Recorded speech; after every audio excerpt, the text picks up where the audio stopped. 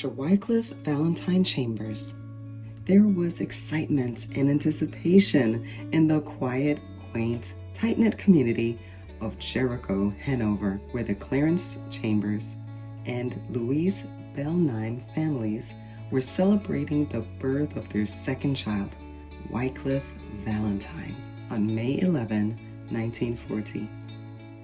Older sister, Janet, was thrilled to have the company of a little brother. When only 5 years old, his father, who had migrated to Cuba to help improve the family's financial situation, died there. His mother, Louise, and the extended Chambers families were left with the difficult task of raising him and his older sister, Janet.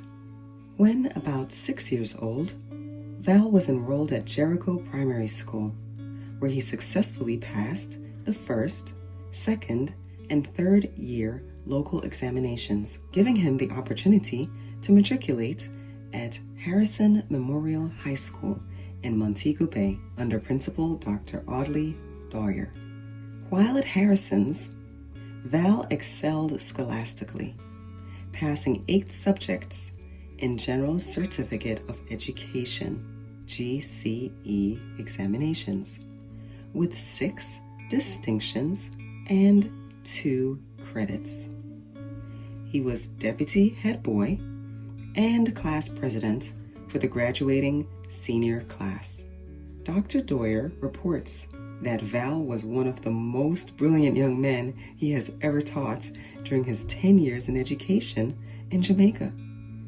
Upon graduation, Val matriculated at West Indies College, now Northern Caribbean University, where he majored in theology.